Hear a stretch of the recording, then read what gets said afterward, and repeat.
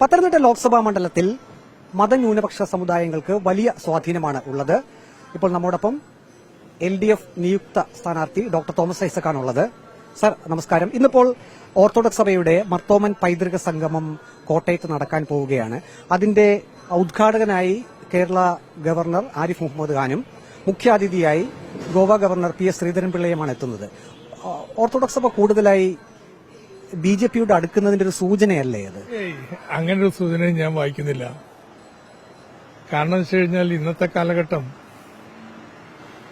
BJP മതന്യൂനപക്ഷങ്ങൾക്കെതിരായിട്ട് വലിയ കടന്നാക്രമണം നടത്തിക്കൊണ്ടിരിക്കുന്നത്. India ചരിത്രത്തില് ക്രിസ്ത്യൻ മതന്യൂനപക്ഷങ്ങൾക്കെതിരായിട്ട് കഴിഞ്ഞ വർഷം പോലെ നടന്ന ആക്രമണങ്ങൾ ഇതുവരെ ചരിത്രത്തിലുണ്ടായിട്ടില്ല. പിന്നെ എന്തുകൊണ്ടായിരിക്കാം ഓർത്തഡോക്സ് സഭയെ പോലുള്ള ഒരു നിർണായക സഭ മർത്തോമൻ പൈതൃക സംഗമത്തിൽ ഈ രണ്ടു പേരെ പ്രധാനമായും അവരുടെ പേരെടുത്തു കാട്ടി തന്നെ പങ്കെടുപ്പിക്കുന്നത്? ഗവർണറാണ്.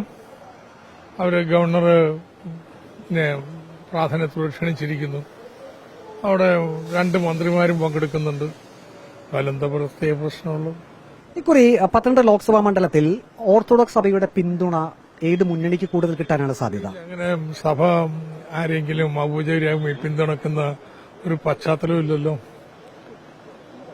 സഭാംഗങ്ങള് അവരുടെ മനസാക്ഷി അനുസരിച്ച് ചെയ്യും, സഭയുടെ താൽപര്യങ്ങളോട് കണക്കിലെടുക്കും എന്നല്ലാതെ പണ്ട് കാലത്ത് നിന്ന് വ്യത്യസ്തമായിട്ട് സഭ ആരെങ്കിലും പിന്താങ്ങുകയും അവർക്ക് വേണ്ടി വിട്ടുപിടിക്കുന്ന ഒരു രീതി ഇന്ന് കേരളത്തിൽ എവിടെയും നിലവിലില്ല.